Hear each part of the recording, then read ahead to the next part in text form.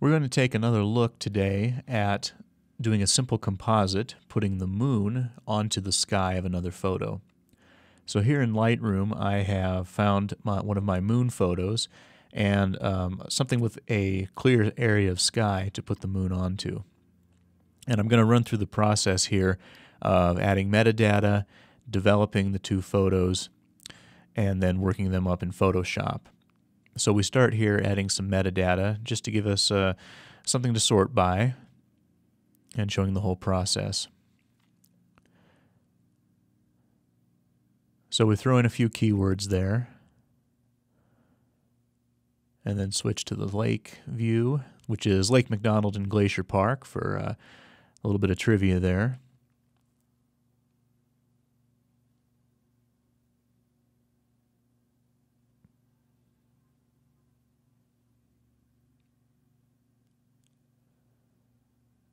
All right, so that gives us keywords, and then we'll switch down to the metadata view and double check the metadata. I've already added some pieces here.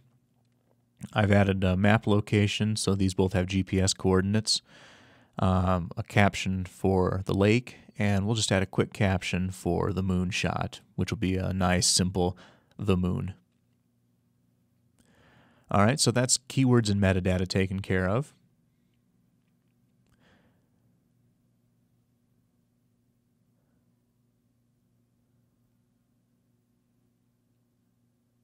Now what we want to do is obviously as much of the developing work as we can in Lightroom, take care of all the toning work, all those adjustments so that the images are as ready as they can be for Photoshop. So we'll move over to the Develop module and start on the moon.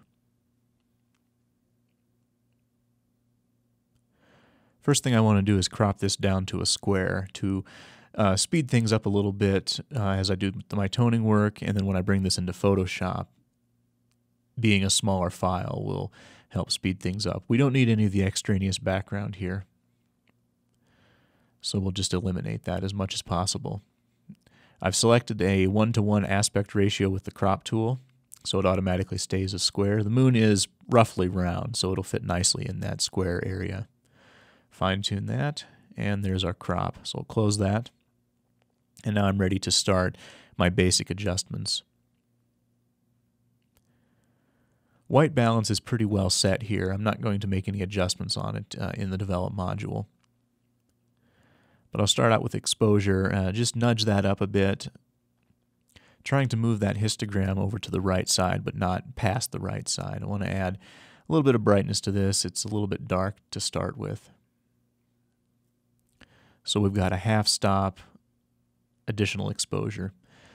And for contrast, I want to lower this a bit because I know that my sky, when I put this onto the sky, it's going to need to be a little bit lower contrast rather than higher contrast. So I'm just going to pull that down and bring the shadows and highlights back toward the center.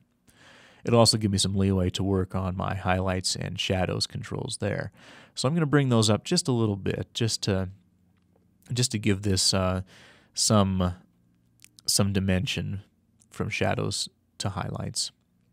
We're going to bring the shadows up there because I don't want that to be too dark, otherwise it'll look a little bit unnatural against the sky. And there's a lot of fine-tuning on this. There's a lot of it where you have to have an idea of what your output's going to be. So it may be that my initial adjustments would be off, and I'd bring this back to Lightroom to fine-tune the adjustments. And there we've done just a little bit of whites, adding some whites there to make those small highlight areas pop out. But no blacks, I'm leaving those alone. And of course, no photo is complete without a little bit of clarity, just to bring some of those details on the moon surface out. So that's basic controls done. Now I'm going to take a look at sharpening this and working on the noise reduction. What we're seeing here is the default noise settings, sharpening settings in Lightroom. So I've clicked on the image to bring it up to 100%, which is not much of a change here. It's a pretty extreme crop. And I'm going to zero out the amount to start with. And now there's some tricks to see what's going on with sharpening. If you hold the Option key and then click and hold on the slider, you see it changes to a grayscale representation. And then as you move the slider, you see the sharpness appear. And being grayscale allows you to focus just a little bit more easily on what's going on with your sharpening. Obviously 150 here is way too high. What we're doing is what's known as capture sharpening, just trying to add a little bit of clarity to it. Not the clarity in basic, but a little bit of sharpness clarity to bring out some of the details. And I often find from between 20 and 30% for the amount is a good starting point. Now with the radius, we can get a preview from that. Hold the Option key again and then click and hold on the slider. And you see an edge detection outline appear. Now normally that halo around the outer edge of the moon is going to be a little bit too much for this sharpening. But what we're looking at is the face details, and we want to get a little bit of an outline around those. So about 1 here is a good starting point, and I'm even going to go up to 1.5. Most photos I'm around 0.5, 0.7, 1. But in this case, we've got to add a little bit more sharpness to really get that working, so we're up to 1.5. And I think that'll work pretty well. Okay, so now we're going to move to detail, and detail is the really fine textures within the image. So once again, holding the Option key and then clicking and holding on the slider shows the detail preview. And what we're looking at is the really fine detail. It's often hard to see on the screen, but you see some micro details, kind of a really light sandy look. And if I go all the way up, that's more often than not way too much. But what we want to do is just bring out a little bit of that texture to give the appearance of more detail. So 25 is the default, and sometimes you go as high as 50, but generally it's around 25, 30, 40. And finally, we're going to look at masking on this. Now, what masking does is try to turn off sharpening, not apply sharpening to certain areas of the image. The sky around there, we don't need that to be sharpened. What we want to avoid is sharpening noise. We want to sharpen detail, but not bring up the noise. So once again, holding the Option key and then clicking and holding on the masking slider shows us a preview of that. The dark areas show where the noise is, or the sharpening is not being applied, and the white areas shows where sharpening is being applied. Normally with masking, I'm around 10 to 20%, but in this case, we don't have a really high contrast image, so we go up past 30%. And this one is really a fine-tuning season to taste control. So that's sharpening for the moon. Now I'll look at noise reduction. What I want to do is get rid of this sandpaper texture, this sandy texture that we're seeing, especially on the shadow side of the moon. And for the vast majority of the images I work with, 10% is a really good point to put in there. Going higher than that and you start losing noise, you really remove the noise, but the image starts to look plasticky. It looks artificial. Now, if we're working with higher ISO images, a setting of 20 might be appropriate, but more often than not, 10 is a good setting to use. So that takes care of the luminance noise reduction. Next is color noise reduction. And color is one of those that is more egregious. It's more annoying to see. So it's critical to get the color noise reduction taken care of. Now what I'm going to do is zoom this in to 200% so we can see the effects of having no color noise reduction applied. We have it zeroed out right now. And you can see on those shadow areas there's a mottled colored look, and it certainly looks digital. But fortunately, this type of noise is the easiest to remove. The default setting for Lightroom is 25%, and I think that's usually a bit too high. Around 10%, 15%, it does a good job of removing the noise. What you run into is an issue where if you're using 50% or 100% color noise reduction, it starts smearing the other colors in the image. And you don't want that. You want to retain color detail, but just get rid of that mottled color noise. And on this image, 15% is working pretty well.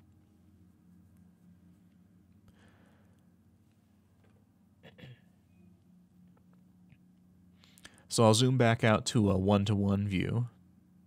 and take one last look at the overall moon image. And I think this is pretty close to being ready to go.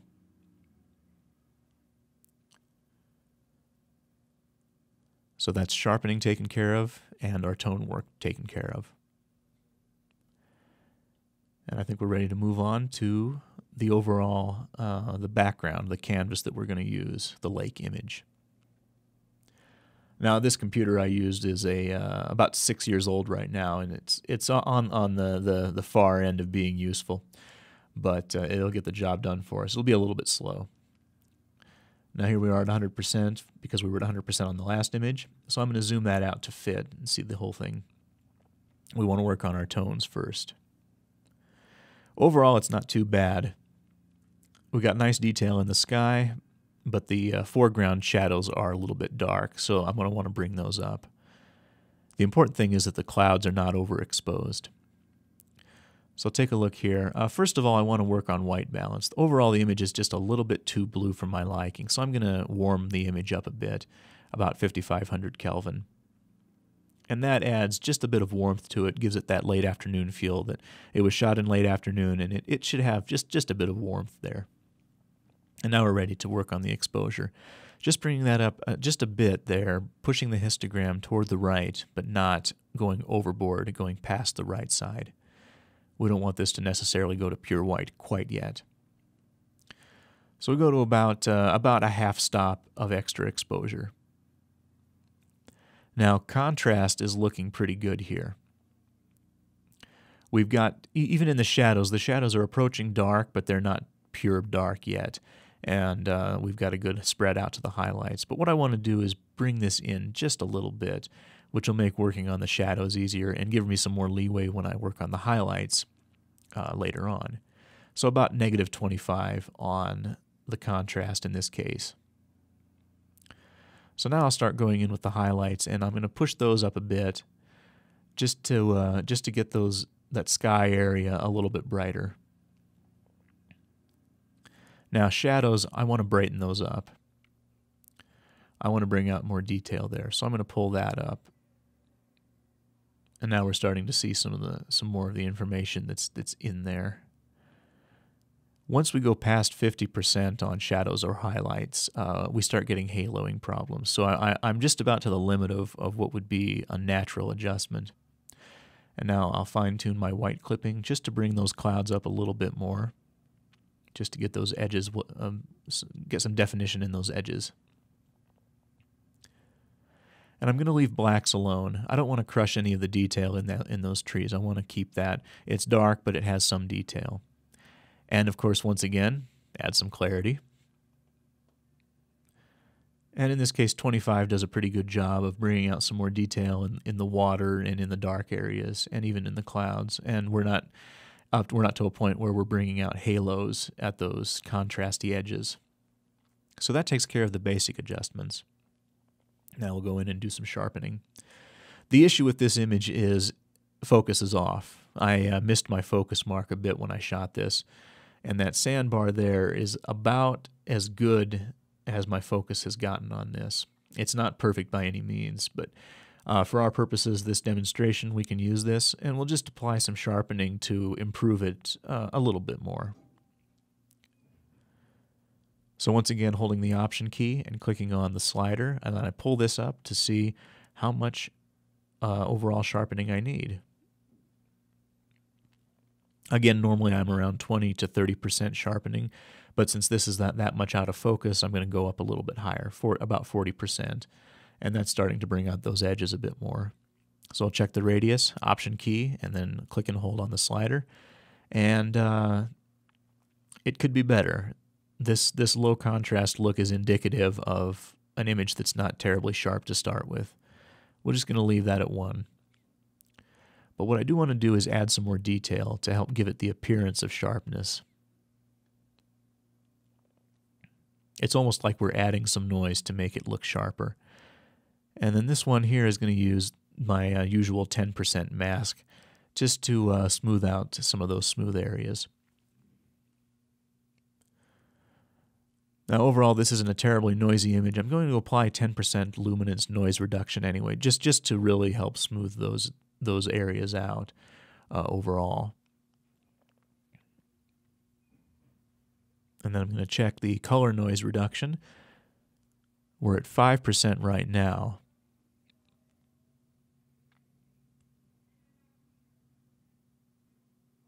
And you can see some of that mottled look across the sand. It's a subtle thing.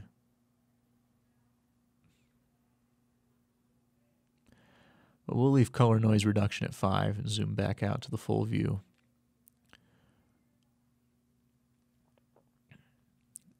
So that takes care of my developing work for the two photos, and we're just about ready to pull them into Photoshop. So to start with, I need to get this photo, this lake photo, into Photoshop as a smart object. So I'll select it, go to Photo, Edit In, and open as a smart object in Photoshop. And this is where it'll take a while to render. Slow computer, and I've also got the screen capture software running. So we'll let this sit for a little while, have a cup of coffee, and come back when it's ready.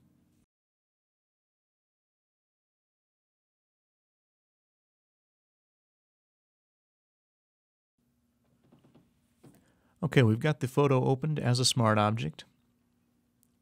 It's in 16-bit mode, which will run a little bit slower and be a larger file, but it does give us the advantage of any tone work we do further will be the best quality it can be.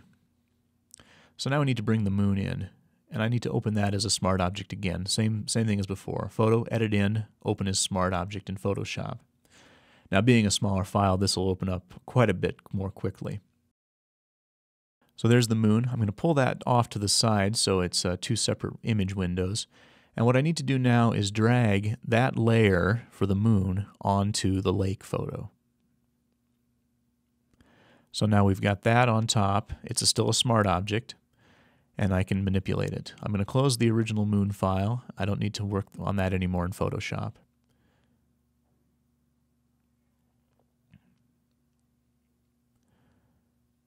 So now I can position this, I can resize it, I can apply all sorts of adjustments to it, and any resizing work I do will always work from that smart object file, so it'll be a really good quality scale.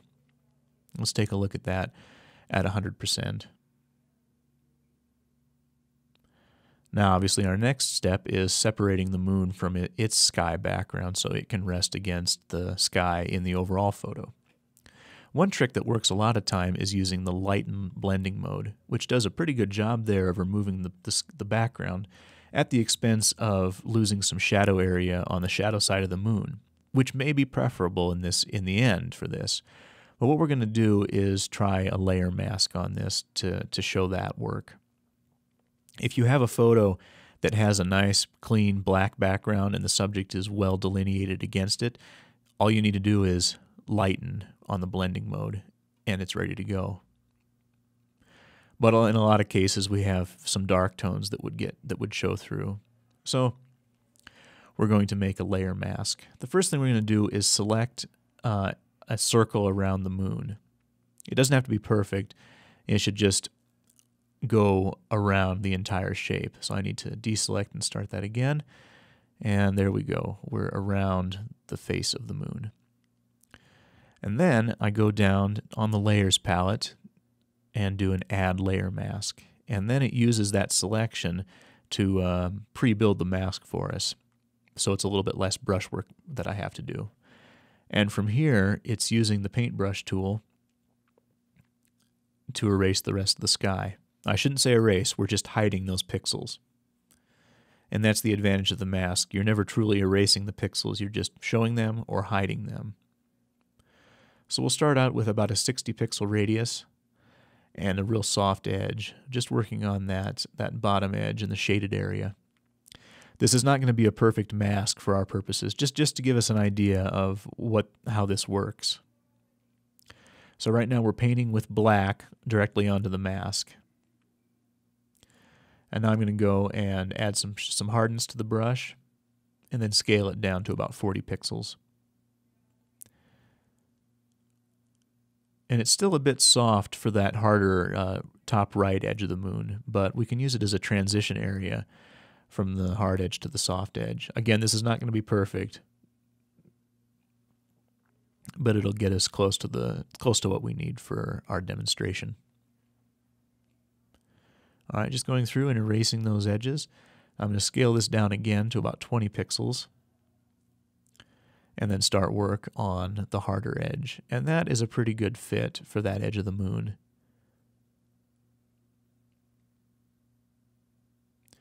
Now here's an example of where the layer mask works. I just switch to the white instead of black and paint back over that. So if I mess up, I can always go and fix it. And then I'll switch back to black and continue painting and removing the sky portion.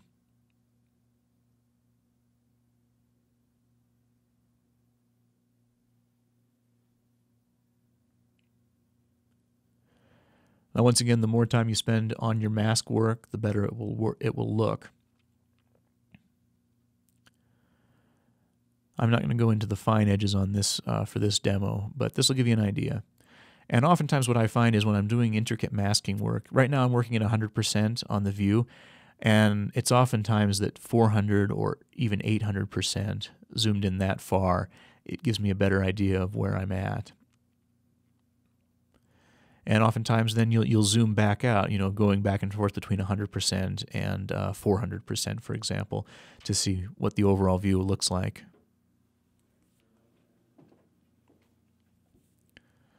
All right, let's check this on full screen. So we've got the sky removed pretty well. Now it's a matter of getting the thing scaled down and adjusted for hue and that sort of thing to make it fit just a little bit better in the overall composition. I have that Show Transform Controls checkbox, which allows me to directly manipulate the object. So then I click on the corner and start dragging that, and I can scale the moon. Again, it's a slow computer, so it's a little bit slow to respond. Now, normally I don't want it to go to an oval, so if I hold the Shift key, it'll keep the ratio of the image of the object and stay round. So we'll scale that down quite a bit, and then click the check mark. So now we're ready to position this and then apply some more tone work. I'll drag that down to that side there. That'll be a decent fit. Now what I'm seeing here is that the moon and the clouds, the color is not quite matching. I need to warm up the moon a bit. And I also need to adjust the contrast. What I'm going to do is use a curves adjustment layer. But one thing we run into is that if we pull this down straight off, it affects the entire image. I need it to only affect the moon. So if I click on this strange looking icon, it will then clip to just the layer below it. So it's only affecting the moon right now.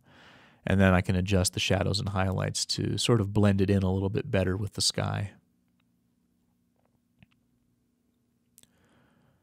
And from here, it's a bit of fine-tuning to really make this work. And you'll go back and forth through several different settings. I'm also going to adjust the opacity of the moon layer. So select the moon layer and then drag opacity down to about 80% and see how that looks. It's a little bit faded, so I'm going to go back to the curves layer and adjust that some more. Darken down, adjust those shadows, and adjust the highlights. So that's not too bad. Now what I'm still seeing is that it's a little bit too blue compared to the clouds, so I want to warm that up.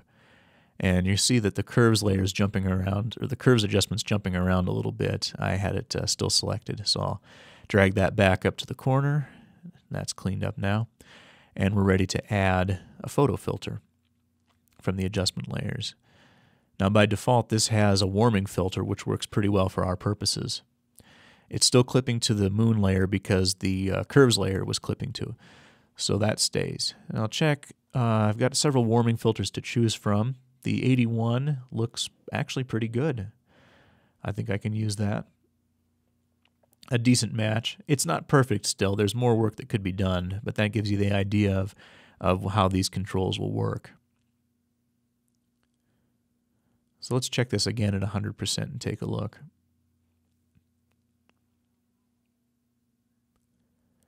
It still needs some masking work and probably some more tone work, But the other thing I'm seeing is that it's a lot sharper than the clouds, and I want to even that out so it has some blur just like the clouds do. I'll do that with the Gaussian blur filter that I just pulled down. I have a 1.5 pixel setting there, which is pretty close to what I need. This is, again, seasoned to taste as the image demands.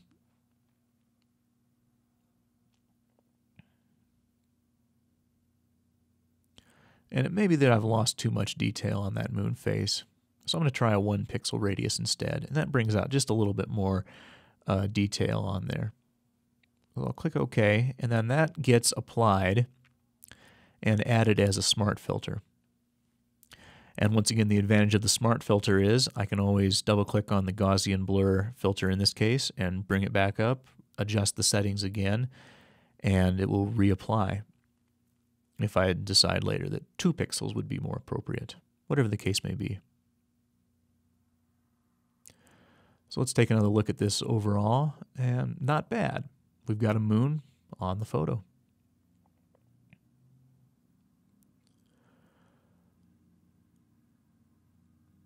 So I'll save this and call it good. Hopefully this has been helpful.